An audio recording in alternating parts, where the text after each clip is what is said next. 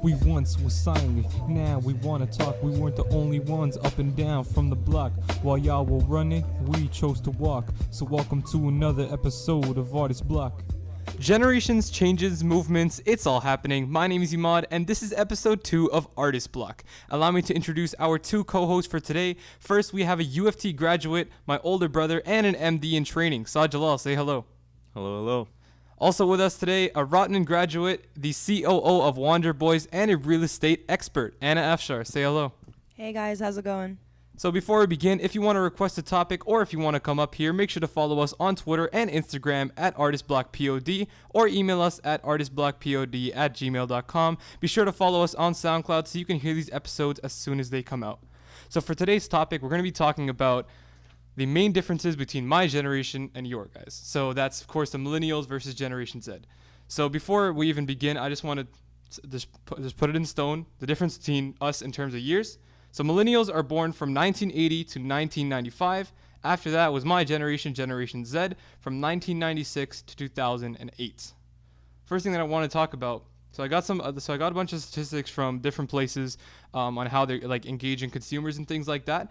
So first thing that they said was millennials are more collaborative, while Gen Z people say, they kind of live by, if you want it done right, do it yourself. Do you guys feel like the whole idea of being collaborative is more with your guys' generation, or do you what's your kind of opinion on the differences between you and I? I just think we grew up in a little bit of a different manner in that we weren't so divided and always on social media, and we were always, if we had to ever hang out with each other, it would always be, you would just take your bike out and ride down the block and see who's outside. But do you feel like, because Statistics Canada also did a survey amongst Generation Z, and 74% of us prefer to communicate face-to-face with colleagues in the workplace. And then compared to millennials, over 64% of you guys wanted to use Skype and FaceTime in other ways when it comes to work-related behavior. Yeah, I think that's understandable when it comes to work-related behavior because we're a bit older, and like to be honest, the jobs that we have versus the kind of jobs that you guys have are a bit different. We're doing our career type jobs now, so we probably hate going to work every day, whereas you guys are probably, working like retail or food, so it's a little bit easier to do face-to-face interactions.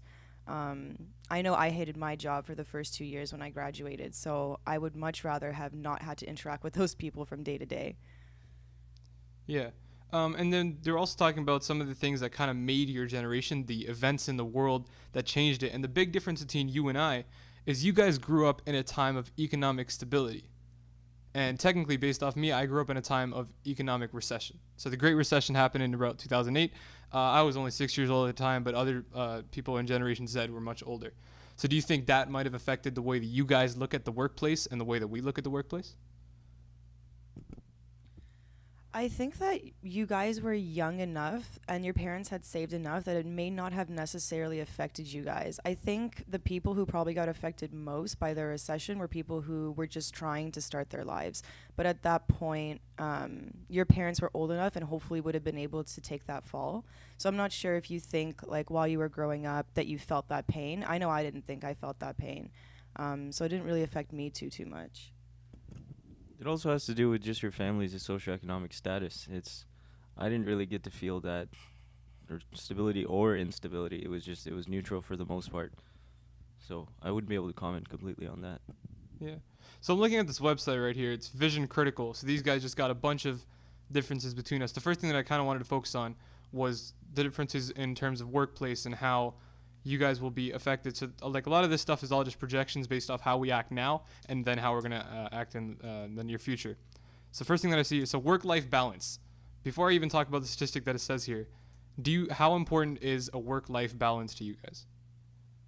For me, it's everything. That really ties into why I didn't like my job so much in the first 2 years. A lot of it was just you wake up, you go to work, you come home, you have a couple hours before you're so exhausted you have to go to sleep and do the whole thing over again. So one of the reasons why I ended up doing real estate because it allowed me to have that work-life balance, and that was super important to me. I think for me, the work-life balance is important to an extent because the field that I chose requires me to focus a little bit more on work and a little less on balance. But for me, it was more the meaning aspect of it. And if the meaning aspect is heightened enough, then I feel as if work and life balance will happen while I'm working. Like I don't need to continuously be away from work. Like my work will be a part of my life enough that I'll enjoy it. So, based off this survey right here, 47% of millennials say that a work-life balance is important, and 38% of Generation Z believe that it's important. Why do you think that? Well, it depends. What does it mean when you guys say that you don't care about work? Does that mean that you only care about work or only care about like? Yeah, so I mean, I think so. What they mean by that is work life, meaning that you add that social life aspect into work. So I guess what this survey kind of basically says is that Generation Z cares more about their work than they do their social life. Well, I think you guys have the older generation looks upon the millennials as people that don't want to work and just like do their own thing, you know, explore the world type thing. And so they've focused on you guys more and told you that don't be like the millennials, try and focus on the work now. I agree with that because I mean a lot of the stuff that I've been taught by people who are older generations that are like past the millennials, I've actually heard that many times where it's like don't be like a millennial and just work hard the entire time. So and then I also found this other thing, and it's funny that you brought that up because the main difference that people say is the difference between the millennials and my generation is that you guys are considered optimists and we're considered realists. Now, in my opinion, what I've seen from millennials so far, right? I look at YouTube, I look at all the small businesses that have been created. You guys are optimists. It's the whole thing about being, you know, just take a risk. You never know what might happen. And then you compare to us, it's like, okay, job security, get all these things. So we have those older values because at the end of the day, our parents, so the main, like before I even get to that point, the main parents in terms of population that ended up birthing my generation were not the baby boomers. That was for you guys. It was Generation X. And Generation X grew up in literally economic recession into the point where barely anyone had jobs and there was a crazy amount of unemployment everywhere. So that might be one of the main reasons why Generation Z is looked at as realists, because we were always taught to be the opposite of taking risks because what happened with the baby boomers taking risks and even before that was that the Generation X had to live in recession. And if you look at work-life balance, another difference between you guys and Generation Z according to Vision Critical was that you guys want to be discovered and we want to work hard for success. And personally, I'd say I'd want to be discovered too. I think there's a huge difference between you guys realizing that as different as we are from you, we actually have a lot of similarities. Because at the end of the day, the world is progressing at the same time, and that's why these generational divides kind of make no sense, because all of us are going to be on the same level playing field soon.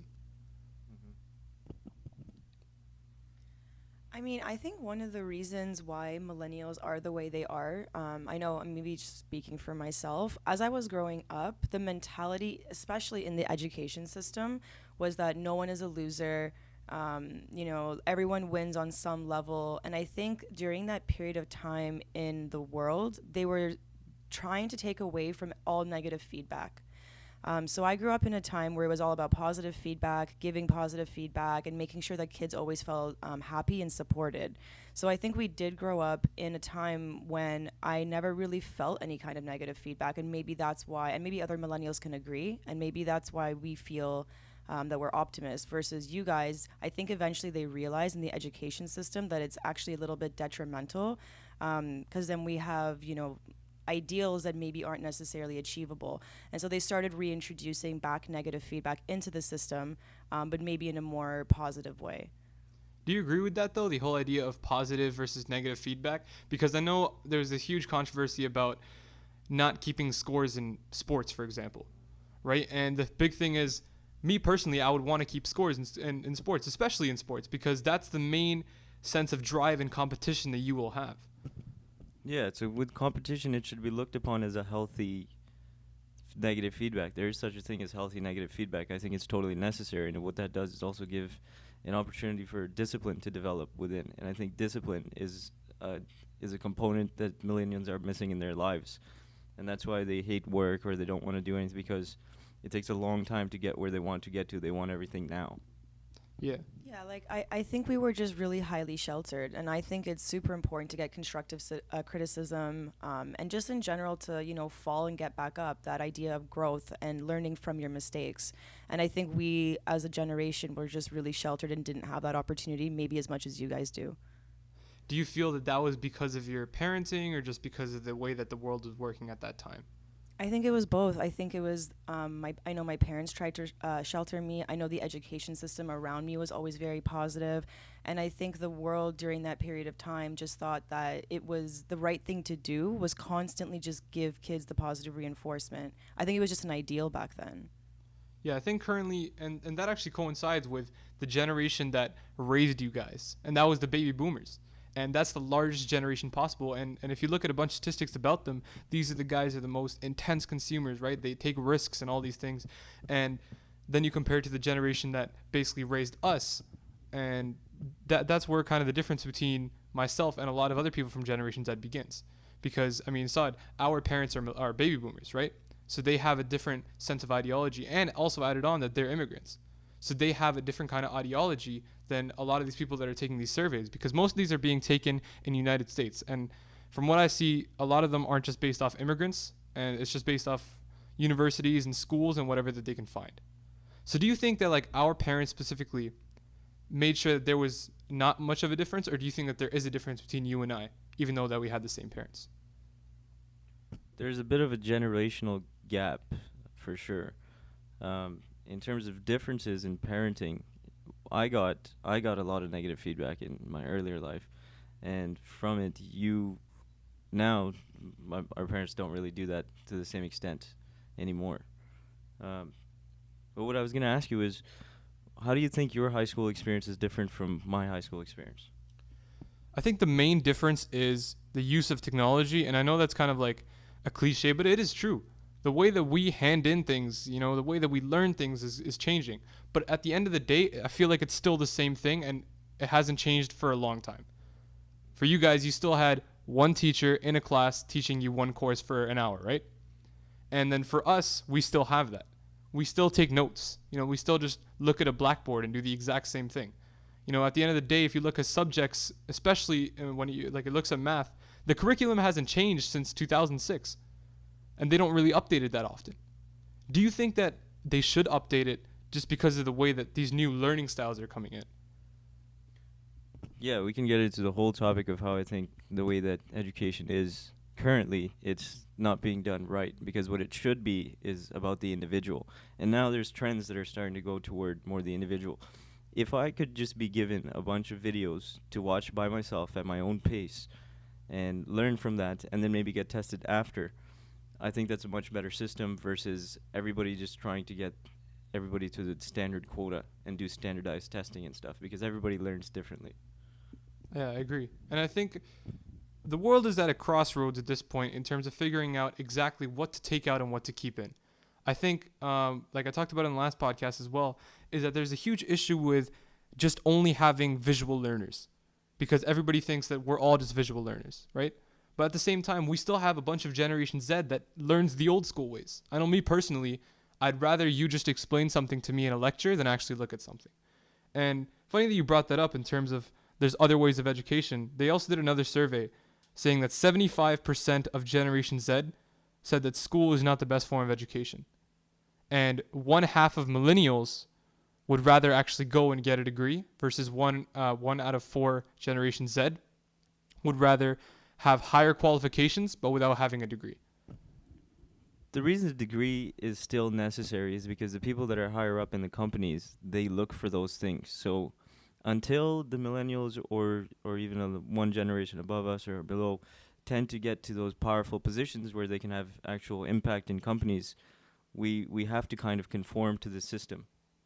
And that's the real issue. So you can't ignore the fact that the degree means something, even though I do believe that there's a lot of degrees out there that you really can't do much with, and you're just spending thousands and thousands of dollars, and you're going to end up in crushing student debt eventually.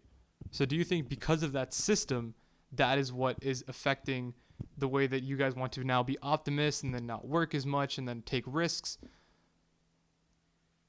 Well, I was just going to go back on the last point, actually, because I think the reason why we think degrees are so important is because, again, during that period of time that we were growing up, that was really the only thing we could do. We could go and, increase our skills and whatnot, but back then we were told, you need to get, a master's or a PhD or go into some other field. if you want to actually continue your education. Nowadays, I think your generation understands that that degree actually kind of has become useless. It's a necessity, but it's not the thing that's going to make you stand out. And you guys are consuming a lot of different like, YouTube videos. You're like reading more articles than we were back then. You have a lot more consumption of just internet knowledge. And I think you're realizing that there's a lot of successful people out there that dropped out of, high school or even in university. They dropped out. They went and did their own thing. And they tended to be the most successful people because they weren't siloed into some ideal that society created for them. But do you think the whole idea of you guys did not want to do it was because of the way that society was set up? So what I mean by that is, do you think it was even possible for you guys to do something that was other than degrees? Because I know the way that I grew up, I can actually feel that there's a large difference. Right now, me doing this podcast in itself, that's me taking a risk. That's me doing my own thing. And if I really wanted to, I could have just dropped out of high school right now and just focused on this podcast the entire time. Do you feel that like 10 years ago when you guys grew up, that was even possible, or was it just because of your parenting and the way that you guys grew up that was different?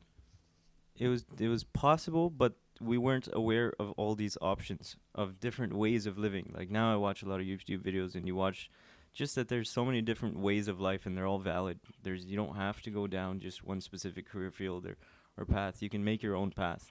And you guys are exposed to that. Therefore, you feel that you can do these things and live the way that you want. Yeah. Yeah, I agree. I think the major difference is we just literally had no idea these options existed.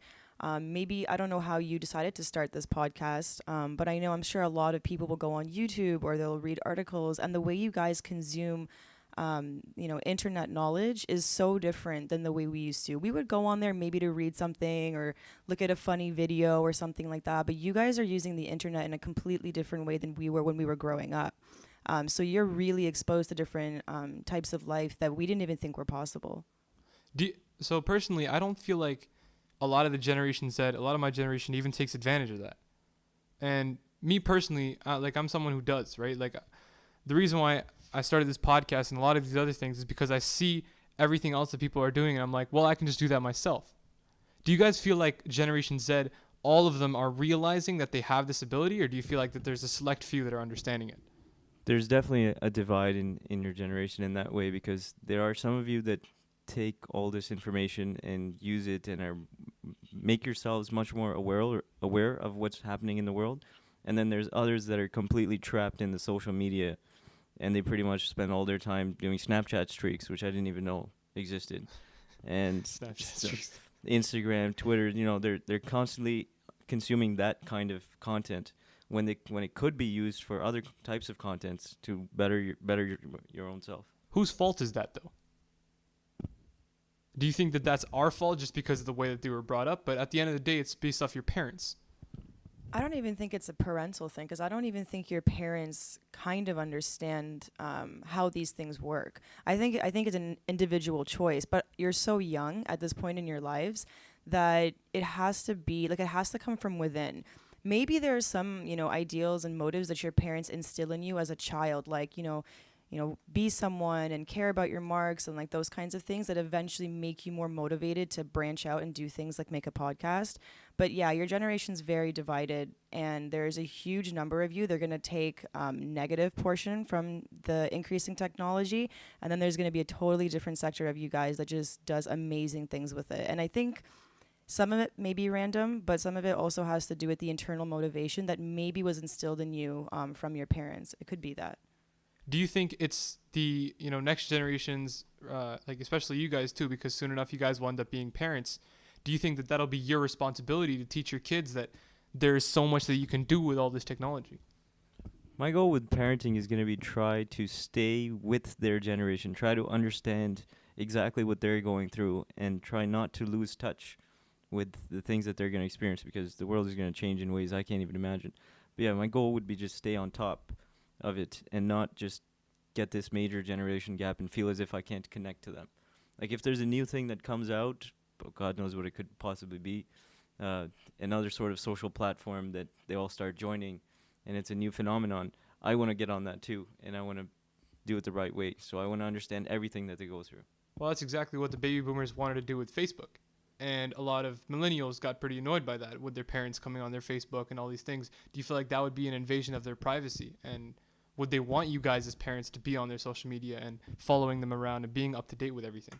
The difference between those parents and the parents that we're going to be is that they actually went through a period of time where technology wasn't really even a thing to, Facebook blowing up and all of that. So for them, that relative gap was so large.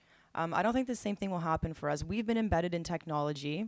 Relatively speaking, a lot of new stuff is going to come out, and it'll be hard and weird for us to get into it. But it's going to be a lot easier for us than I think it was for our parents. So when they would log into Facebook, they would do like weird things, and they'd be awkward, and that's why we didn't want them there. But with that knowledge and being integrated into technology, myself growing up, I think we'd be better at dealing with that. Well, when you say like they're just going to be awkward and things like that, do you think that we won't feel like that, or newer generations won't feel like that towards you guys? Because there still is such a divide in between our cultures. And as much as you guys can try to integrate, at the end of the day, you can't be among us, talking with us in our own circles. But here's where the difference lies, I feel. So the generation that we were raised by, there's a lot more old school ideals, religious attitudes. So there's a lot more of a strict environment, not as open. So every time we would reveal our lives to them, they would get scared and want to just shelter us from everything bad that's going to happen. The difference between us becoming parents in the future is the openness factor. The first person that you want to go to if you do something wrong as a child is your parents. And I think that's something very important to establish. And because of this openness, because of knowing all this information and being exposed to so many different things out there, we're a lot more aware of how to parent better than we were parented. Not that we were parented in negative manner, but That makes a lot of sense, because I agree with that. And if you look at it, if you want to really teach a kid how to be open and things like that, you want to get a whole generation of people who are open. If you guys are considered optimists, why is that considered a bad thing? If you constantly get people who are more and more open, then it'll get to the point where it's not about embracing other cultures. It's to the point where there are no other cultures and there's just everybody's one. So I was reading something else about it too. Let me just pull it up for a sec.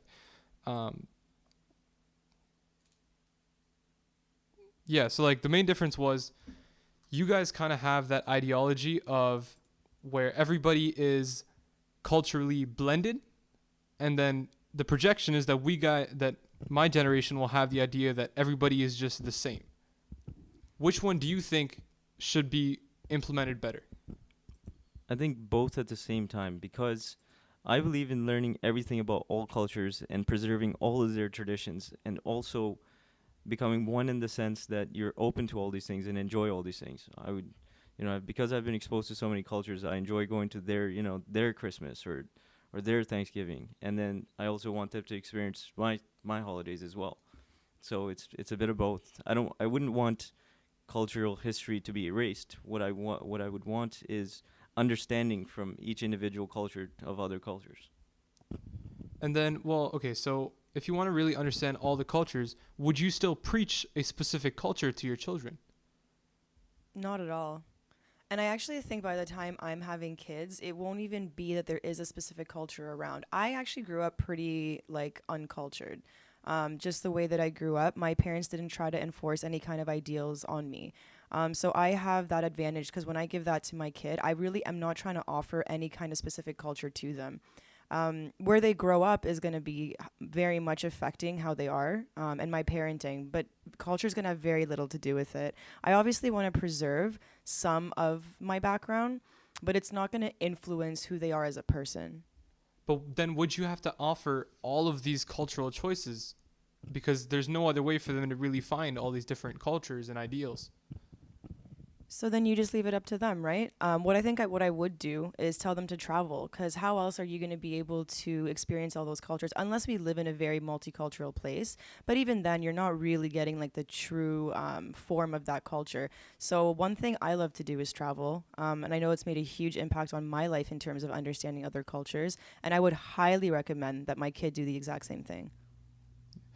So before we keep going, I just got a couple of promotions to do. These are friends of the podcast, so definitely go check out on YouTube at King Hyper, and also check out at Reggie Sprain. These are both gaming channels. They're friends of the podcast, so make sure to go check them out. So moving on, I found this other chart. I'm finding a lot of charts on literally Google, and the main thing I see this millennials versus centennials. So I guess we're called that. The main thing that I'm seeing is this huge sentence. So you guys are brought up, told their futures were essentially assured, and we were brought up knowing they are not adequately prepared for the future. That's actually very true. That's our parents would always just say, okay, if you do this and you go to this university, you get this degree, you are guaranteed a job and everything will be fine. And we were told like, oh, all these debts, you don't really have to worry because once you get a job, it'll all be fine. But now what's happening is that's not the case at all. You can have a master's degree even and you're still going to be struggling looking for a job. And so it's exactly what you said. Your generation is told that you be prepared for the worst. Yeah. And the main thing is between you guys and us is that we have the ability to look for that and not even look for it. It's just going to come up. When you look at the news, every other day I'm seeing a 12-year-old who thinks in coding or a 13-year-old who's the smartest person alive. And then we see that and we're like, why can't I be that too? And that's the big difference, is because we have all these other kinds of media and we have so many other outlets. You guys had news channels. So yeah, you would find something here and there, Mark Zuckerberg starting Facebook here and there. But we have constantly every other day. If you look at Reddit, all these things that are on is just always going to be people in our generation. Do you think, so personally, I don't really feel that kind of pressure, but I do know that other people look at that and they're like, oh, I wish I could be that, but I can't be. Do you think because of all this media and just constant showing of people who are successful, do you think that's good or bad? Do you think it's for better or worse for my generation? If we're talking specifically about like successful businesses and stuff, that's a little bit different. I think that's really positive for you guys. It might be negative for some people who it just brings them down. But overall, in terms of success, if we're talking celebrities, celebrities, business people, everything in terms of success, then I think it has the positive and negative effect. Because then there are people thinking, oh, look, there's that, Instagram account with girls all over it, and they have 1 million followers. Oh, I could be one of those types of girls. See, that's not really a great motivation for someone. But I know there's tons of people out there that are just trying to use the way they look to make profit. On the other hand, a lot of you guys are using technology to, make really great new startups, new technologies that are going to be saving the world. So it can go either way, really. Just what you said about, what was the previous point you just made what was the previous point? So it was a whole difference. Do you think that all these different media platforms and how they're showing us people who are constantly succeeding? So I got it. So you were saying constantly being bombarded with the geniuses, or how people would wish that I wish I was this person, I wish I was that person. See, there was a time in my life that I would think that, okay, maybe if I was just a little bit smarter, then it would well be okay. But now I strongly believe in the thing of do the best you can with the cards you've been dealt with, and those cards will be enough with the right motivation, right discipline. And I've had to learn that the hard way from school itself. Like I had to increase my abilities to memorize, to study, to learn all of it. And it is possible with the right motivation. Do you think studying and memorizing and all these things, do you think in the future that these will be like eradicated? Or do you feel like school will always have the same values and requirements? Well, depending how far down are you thinking? Because ultimately in the future we will have brain implants that would literally allow you to let's just go in 6, 7, 8 years. I think how will change is this dogmatic style of teaching of learn this period will change in a way that it's going to be focused a lot more on understanding the processes instead of just fact memorization and spewing out the facts, regurgitation of the facts. Yeah. It'll be focused a lot more on understanding and building up, helping each individual child learn their own way. I'd even say from my perspective, so I know, so anybody who doesn't know that I go to a school, Brampton Centennial Secondary School. It is French immersion. So in our French immersion history class, I think that was one of the first things where I just saw a complete change. So in our history class, I don't know the dates of many things that happened. I just know barely roughly years. But what I do know are causes, changes, and effects. And that was always preached. And in my opinion, I think that's the best thing that you can possibly learn. So instead of me learning that the Nazis took over Czechoslovakia in whatever year, I learned why they did that, what happened after, and then how that affected Canada. So precisely. So back when I took history, there was a little bit of a focus on dates themselves, and you had to memorize just straight fact memorization. Yeah. And honestly, I think it's well known by a lot of people by now that fact memorization isn't going to get you very far. And if you look at it, all these people that are starting businesses and, the younger guys, Shark Tank, Dragon's Den, all these things, these people aren't memorizing the economic recession date. They're memorizing how it happened and why it happened and then how it cannot happen again. And I think that's awesome for us is because for Shark Tank, Dragon's Den, all these other ways, like when I talk about the pressure, I really don't feel like we should even take it as pressure. I think that should be its own motivator. So you should be like, well, if someone could create a company, I should try that too. And that's kind of how I lived my entire life up until now, where if I see someone else doing something, I'm going to try it too. I know, Saad, you personally, you're always saying I'm stealing your fashion sense, right? And the reason why is because I look at you and I'm like, he succeeded in this entire space, so I'm going to copy everything that you do. Do you think that everything that you guys do should be regarded as a role model or a model for the next generations? I wouldn't say that every single thing we do. I think what you guys are actually doing pretty well is learning from our mistakes and taking the good from the good things that we've done. And maybe that's why you guys are realists and we're optimists, because you saw us, go down the route of getting all the degrees and doing all that, and you realized, well, maybe that's not always the best option. And then you started doing other things with your lives and getting more creative and having more doors open for you. So that's what I think. I think with Generation Z, there is a large amount of people that are still not really realizing how creative we can be and how easy it is for us to be creative. I mean, there's websites now that are dedicated to teaching you a skill. I mean, Skillshare.com, like I see this sponsor everywhere. Where, have you guys ever heard of it, Skillshare? Nope. So basically, Skillshare is a website. I mean, this is basically an ad, but Skillshare is a website in which anybody can teach a class that they know a lot about. So for example, engineering, like sound engineering.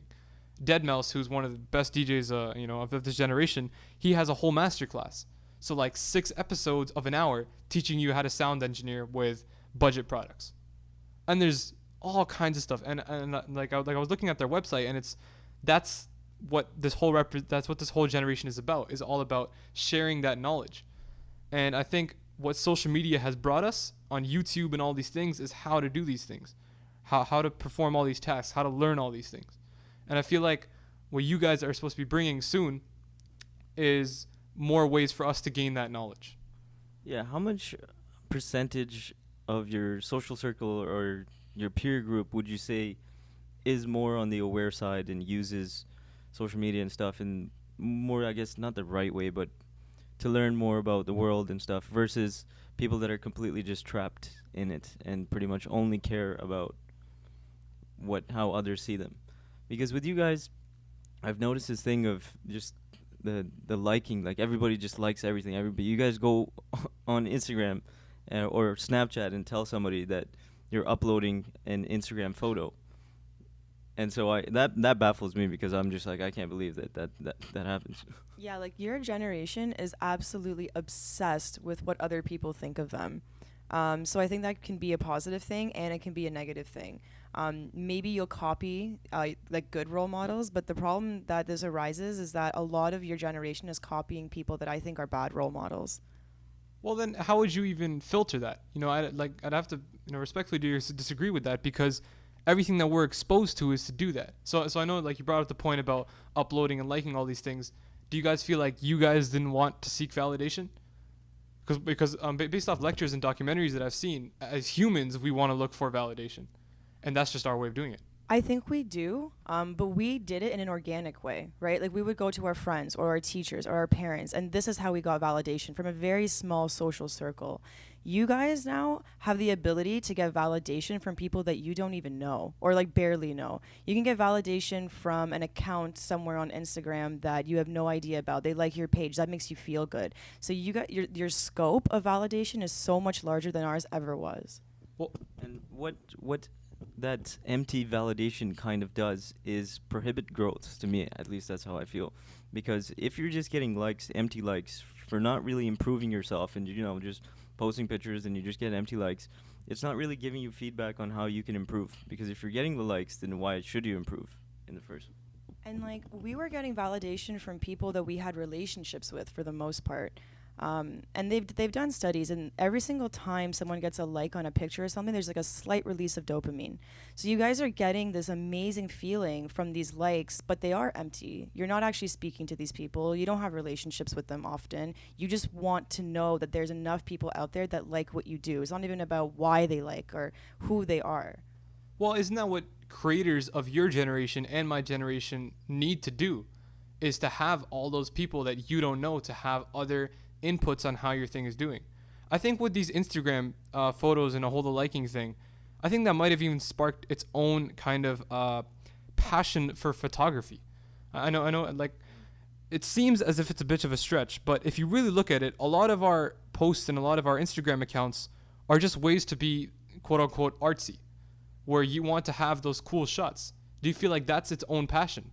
Because I feel like with that whole idea of video making and showing all these things, and even things like dumb comedy, right? Vines, for example.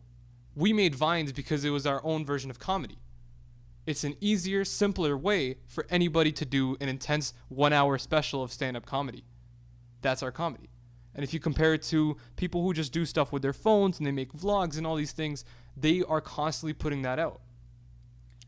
But see, you're specifically focusing on people who are doing really great things with that content. There's a whole other world out there, and it's a giant market that are just using these platforms for really negative things. And I'll go back to the female aspect, because I do think that females in your generation are getting heavily impacted by this. So if I go on a female your age's Instagram feed or the Discover page, I can promise you it's other females their own age or just other females they have no idea about, models, actresses, all of that. And what are they doing 90% of the time? They're scrolling, they're looking at it and being like, why don't I look like that? I wish I looked like that. And there's a study that came out actually recently that said that the average age of plastic surgery has severely dropped. And so why did that happen? It used to just be older people who wanted to, I don't know, fix like, wrinkles and stuff like that. But now it's, oh, I want lips like Kylie Jenner. That wouldn't have happened in our generation. I mean, going back to your point about looking at all these idols and magazines, and especially when it comes to body image, I feel like you guys were affected by that in similar ways too. You guys still had the TV, you guys still had the magazines, and you would still see that everywhere. But the problem is we didn't look for validation in this way. Yeah, we saw it, but it wasn't quite as intense as it. We didn't have a device that's on us 24 hours a day that's constantly giving us this feedback. You need to be this. You need to be this way. We would just, come across it at TV shows or something like that. Yeah, like I'd see a movie and be like, oh, what a pretty actress. Or I'd see a music video and be like, oh, that girl's really pretty. But I wouldn't be like, oh my God, I need to look like her. Because unlike your generation where you guys just have tons and it's like constant, the abundance of people that a female your age is comparing herself to on a daily, sometimes hourly basis is so different than when I was maybe watching 1 or 2 music videos a day. So I think it's the amount of information overload and the comparisons. Well, I mean, like, so if you were to compare that, and who would you really blame? Because at the end of the day, the people that we're looking at most of the time are not members of our generation. They're in fact members of yours. Would you blame that on the celebrities and the people of your generation that are such optimists to the point where they want to do something and they are actually seeking validation from us? And so then we mirror you guys. I don't think it's your generation's fault at all. If I were a female in your age, I can't even deny that I would probably be going through the exact same thing. When you're fed this much and there's that much going on in your environment, it's really, really hard to break free from it. So I understand why it's happening. So I wouldn't blame you guys. What I would blame is the people who are supposed to be your role models that are making you guys obsessed with them, who are basically giving off really negative values of, this is a certain way that you should look and this is what you should be caring about. And so I blame them because they know they have power. They know that they're affecting generations of young women and young males, and the values they're instilling in them, I think, aren't like important ones. Yeah. I mean, you did talk about how there's more of an information overload, but I feel like that's just been happening generation after generation after generation, where it's always about the older generation always wants to be the best. And that's just how it's always going to work, right? Where at the end of the day, we're all selfish as our own human beings. And then most of the celebrities in the world, you guys had your own celebrities that you always wanted to be like. There's a reason why people still want that model body. There's a reason why people still want to sing like the best singer out there. But there's a difference between that and what it's doing to the psyche when you're getting that information. Literally, like I'm sure females your age are on their Instagram account for at least a couple hours a day. That's really, really different than when we would watch a music video or idolize a singer or something like that. This is constantly being like, I need to look like this. I guess the concern is with this whole thing is their future development. I guess what I would want to say to them is, focus a little bit less on that and focus more on personal development, because looks is something. Yes, you can make yourself look nice, and I'm totally for it. But I'm also a lot more about personal development and learning more and growing as a person. And also just on that note, like if you look at a way a 12-year-old, when I was 12-year-old, and how I dressed versus how a 12-year-old dresses now in your generation, you can see how much this has all impacted them. Body image and the way you look and the external environmental validation has clearly affected you guys because you can see it when you look at you guys. But that's just the negative side, because the positive side of all of this is look at you, right? Like you're making a podcast, you're learning, you're growing. But that's the thing. There's this divide between the generation who is taking advantage of it in a good way, and the other side of you guys who are really like, I believe it's seriously are hurting your development and your psyche in the long term.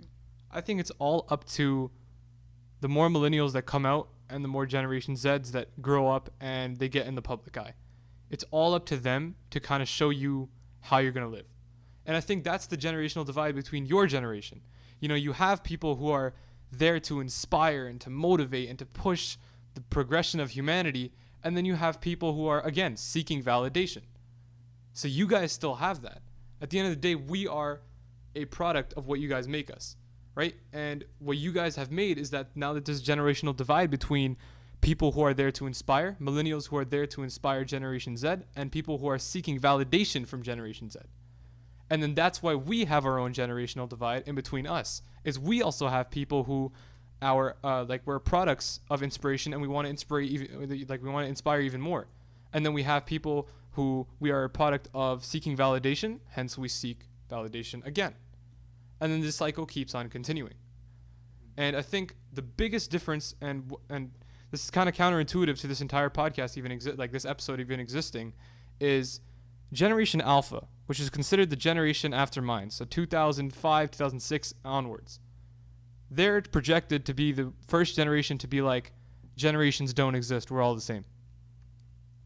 Do you think that ideal should be regarded, in which we're all just the same, we're all just humans? And there shouldn't be a generational divide? Because I think the same way that companies market towards you guys, market towards baby boomers, market towards us in a way so that they can cater to your audience, they have these websites that are talking about these generations to basically instill the ideas that we didn't even believe in the first place. For example, if you look at fashion, there was a bunch of companies that released ads and things like that towards you guys. And then at the same time, you'd see websites like this comparing your generation to other ones, and they'd say you like this kind of fashion. So now you're being told and you're being sold to. So we're constantly just a product of the whole idea of, I'm just going to learn this. So I see this website and this is what I'm thinking. And then I see a business that is catering to what I'm thinking. Yeah, I totally see your point. But I guess to counter that would be, I do think there are actual differences in terms of say millennials, they tend to like nature more. Okay, I discovered like just going off basically that point, I feel like with your generation, I don't really see a lot of people going outside and playing and doing stuff like that. Instead, it's more like sitting at home and just doing online interaction, online gaming. But I do kind of agree with what you said in terms of, if not our generation necessarily, but like alpha and onwards, if they're fed the exact same information and have access to the exact same information online, maybe it will start to mesh. Maybe there won't be differences because the world won't necessarily cater to generation. They'll just be catering to people. Exactly. And so everyone kind of becomes one in that sense. Yeah, because at the end of the day, every single generation, like you said before, like earlier on, we are always going to learn from your mistakes. So then if the mistakes of Generation Z and the millennials and all the generations before them is that there was generations, why wouldn't they take it out? we took out, I mean, you guys took out racism and cultural divide. Like, of course, there still is, but you guys are trying to take away cultural divide and religious divides.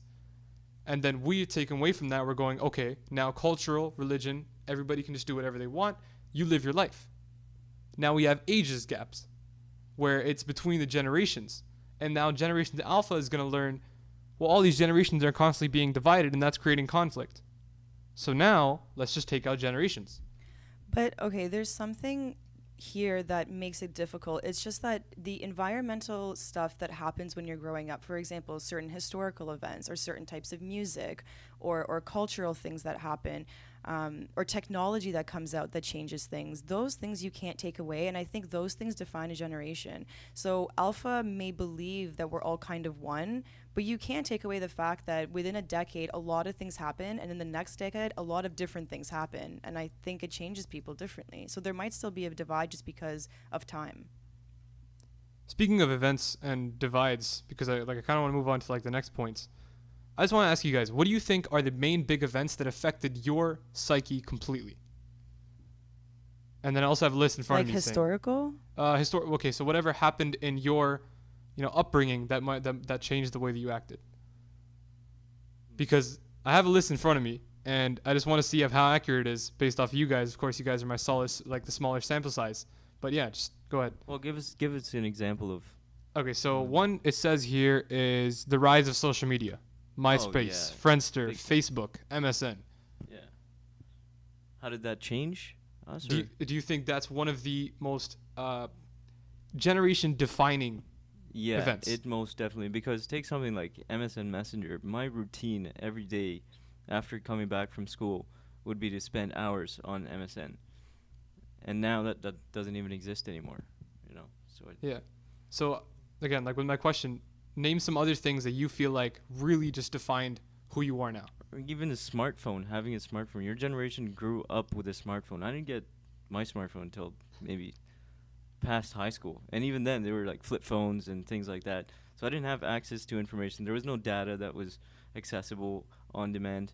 And I think this is what kind of leads to maybe if our generation did have all these things, like did have online gaming so accessible or social media so accessible, maybe we wouldn't feel the need to go outside and play as much because we're like, well, I'm communicating with my friend here while sitting here. Well, there's people in your generation who kind of take that.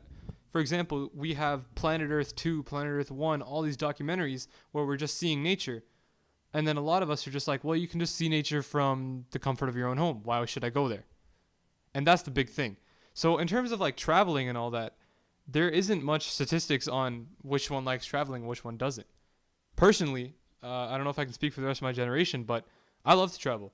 Like I agree with that. You learn so much more about different perspectives based off traveling. But at the same time, what's the need to travel when I can just watch a travel show on YouTube? But those are just the images, right? That's not the interacting with the human beings there or eating the food or walking on the streets and seeing human beings interact and the dynamics there. So it's really different. There's so much more to experiencing a thing than just seeing it. And going back to your question about other things that define our generation, I don't know if this is part of that, but I would just say the way their parents grew us up. But I don't know if that counts in that list. Number of 10, things. early exposure to serious adult issues. Yeah. Right there. And, some of these other things, Google founding as a search engine. I think it's so crazy. Like every single day when I have Google Assistant on my phone now, right? And every time that I ever have a question, I can just get the answer to it within 3 seconds. I find that amazing. And Google even introduced this button called I'm feeling curious. So now you just click that and it'll show you a random fact from anywhere in the internet. And, oh, okay, that's a cool fact. And this is why I think there's still always going to be generations, because as much as I want to say it'll eventually mesh, I just didn't even have that opportunity when I was growing up. So there's going to be differences between you and I because of technology and because of things that just are happening in the world. So that divide will always exist, I think. I agree with that because that generational divide, as much as people think, oh, at one point humanity will just plateau. Well, that's kind of counterintuitive because at the end of the day, we're just going to keep progressing. I'm still finding things right now where I'm like, wow, I didn't even have that. As much as I had a phone at 8 years old, I remember, I didn't have, say like an electric car to myself by the time that I was 16. But if you look at newer generations later on from there, they're going to have electric cars at 16. They're going to even have autonomous cars at maybe even younger than that. And that's why generations will always exist. Yeah, I'm gonna take this topic into a little bit different form, and I want to ask you, what would you say that you could share with us to help us better understand your generation, or be more aware of it? I think the big thing in terms of understanding my generation is first to understand every part of your own. Because each thing that you guys do, we follow it in a very similar fashion, and many times in the exact same way. The same way that you guys, and if you look at all these other, especially when you look at celebrities in the public eye, you have to look at how they act and then how that's going to affect us. For example, TV actors and actresses, done. Barely even is important to us. The amount of TV that we're consuming is like at the minimal amount. Now, if you look at your guys' creators, so instead of looking at, people who are millennials in the TV space, now you guys should look at millennials in Twitter, Instagram, because those are the same people that are influencing us. The big difference that I'd say between you guys and us is the filter that was on creators. So I talked about this in the last podcast, and like in episode 1, we were getting into the film industry and all that. For you guys, everything that you consumed was filtered 4, 5, 6 times from the creator. You got the writer who writes it, then you got the producer who's going to look at it, then you got the head of creative, the head of the department, and then you got the CEO of that company, and then if there's a parent company, so on and so forth. For us, I'm going straight from YouTube, watching, for example, I always give Casey Neistat as an example. I'm watching Casey Neistat look at it, straight to me. No one else is looking at it. That's the big difference between you and I. Yeah, I think it's interesting because if you look at who our role models were, they were famous people because we didn't have Twitter, we didn't have Facebook, we didn't have social media platforms to be looking at the generation before us and idolizing them. You guys have that opportunity to look at people not even that much older than you and follow in their footsteps for better or worse, which is a really interesting difference from, you're the first generation that's been able to do that technically because we weren't even able to do that. So you guys are kind of that guinea pig in that what happens when one generation kind of follows in the footsteps of another one. And exactly what you said. So looking at this chart, right, the whole thing was your role models were famous people. And I see millennials right here. It says you guys want to be discovered and we want to work for success. And that's kind of like a whole all-encompassing note on millennials versus Generation Z is the way that you guys were affected. And at the end of the day, you cannot just define a generation just by looking at it. You really have to look at who influenced them. Look at that generation. Then look at all their mistakes, minus them out, and then you got the new generation. And that's how I look at them. The amount of years, a lot of times that can be debatable because some even say that we're millennials, which I completely disagree with because the amount of differences between you and I is crazy. Like the amount of things that I know and the way that I act is not even close to the way that you act, and we were born in the same household, right? So I think the way that the whole generational divide is between you and I think it's good right now in the way that they defined it. But of course, it's just going to keep on getting more and more different because at the end of the day, you guys are still one of the largest generations compared to us. The largest comparison between my generation and previous ones is this. So millennials are looked at as the new baby boomers. Largest amount of population. You guys were born from the baby boomers, meaning more kids, all that, things like that. So you guys have different influences. And my generation is regarded as the silent generation. So that generation was in between the people who fought in the war and the baby boomers. And they say that, and this is one of the things that I completely disagree with, is that my generation is going to be not even close to social activity, don't want to, like social activists and all that, and pushing the boundaries of humanity. I completely disagree with that. Because I feel like my generation has just so much things that we've learned and all the things that we're going to learn later on that is going to change it. Why do you think they say that you're not going to be that way? I think the main reason why they say that we're not going to be that way is because we are caught in between two giant generations, and I can see it. Generation Alpha is going to be one where it's literally you'll be born and possibly even genetically modified. And by the time that you're 4, you will have an iPad. I didn't have an iPad at 4. as all the stereotypes say, we were not as bad as what will be in the next, well, not as bad, but we're not as similar as Generation Alpha and the next generations to come after that. At the end of the day, I still remember flip phones. I still saw it. I still saw you have it. You know, saw it like I played with your BlackBerry torch. I still saw that. That's why we're considered the middle generation, kind of like considered the middle child between the giant millennials who are optimists and they're changing the world. You're the forgotten ones. Exactly. And it's the giant ones that are changing the world, and there's Generation Alpha, which is going to go to space and things like that. And I completely disagree with that, because I feel like because of the fact that we are so close to you guys, yet so different, is going to help us evolve.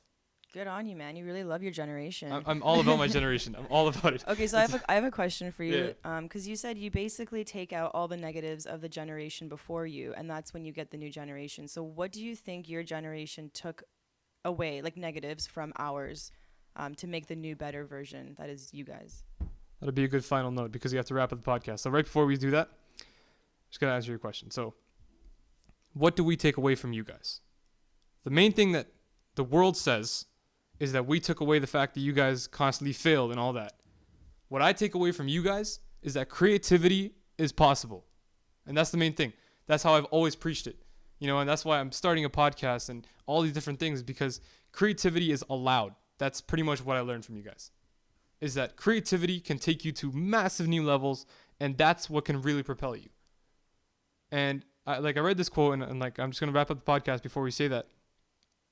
This last quote that I found on the internet was that a big difference between what the baby boomers think of you and I, like Millennials and Generation Z, is that we don't believe. Damn, I forgot my point. Was that we don't believe that education is key. Yeah, that was the point. But realistically, you and I both believe that education is key, and schooling isn't. And that's what's the main thing that's got to change. That concludes our podcast. Preach. Exactly. So that concludes our podcast, episode 2. Anna, where can they find you? Follow me on Instagram on Wander Voice, really cool company that's doing social good. Saad, where can they find you? You can just find me on Facebook At Saad Jalal. All right. Make sure, and if you want to find me anywhere, make sure to DM me or tweet at me at imaad.jm or on Twitter at imaadjm. Make sure to follow us at artistblackpod on everything, and also you can follow us on SoundCloud so you can get this episode as soon as it comes out. And if you want to request a topic or if you want to come up here, make sure to email us at artistblackpod@gmail.com. Thank you very much, guys. See you next week.